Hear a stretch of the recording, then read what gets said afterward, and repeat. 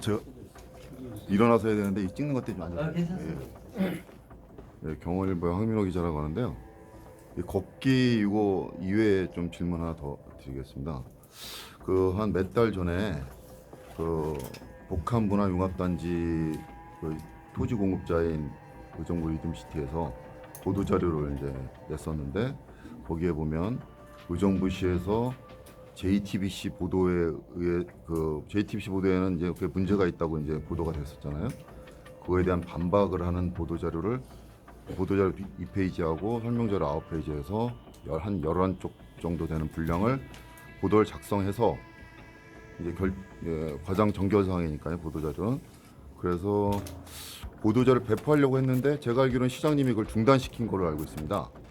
중단시킨 이유와 그 이후에 이제 왜 중단시켰는지 이유와 함께 그 중단시킨 이유를 좀 설명해 주십시오. 네, 많이 궁금하시죠?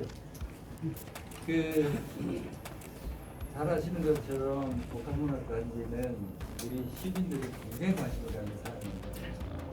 가장 정전 사안의 사안이라고 하더라도 그것에 대해서 시가 어떤 대응 방식을 생각하고 하는 것들을 가장 정결로 하지 않을 거라는 건 너무 상식적인 사안이겠습니다.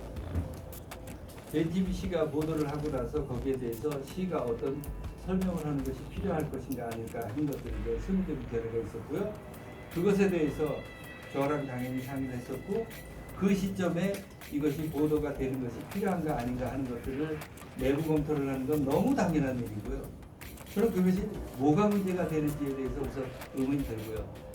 그때 제가 이것을 좀 보류를 했으면 좋겠다 싶었던 것은 복합문화단지는 그렇게 단순하게 쉽게 생각한 사안이 아닙니다. 크게 봐서 공법적인 측면, 인원과 과정 속에서 하나의 측면이 있고 또 하나는 회사 운영상에서의 측면, 사법적인 측면에 있습니다.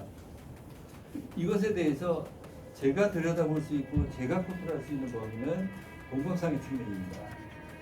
저도 거기에 뭐가 문제가 있는지 지속적으로 점검해보고 하는데 그 상황 속에서는 별다른 문제가 없다라고 하는 것이 JTBC에 대해서 실무자의 견해였습니다. 그런데 시민들이 볼 때는 그것을 어떻게 구분해서 보겠습니까? 사법적인 영역 속에서 회사를 운영하면서 있었던 이 일들에 대해서 제가 모르고 있는 그 부분에 대해서 시가 나서서 설명을 하게 되면 일반인들이 그걸 구분해서 생각할 수 있겠습니다. 그리고 그 사안에 대해서 만약 해명을 해야 된다라고 하면 그걸 왜 시가 해명을 하겠습니까?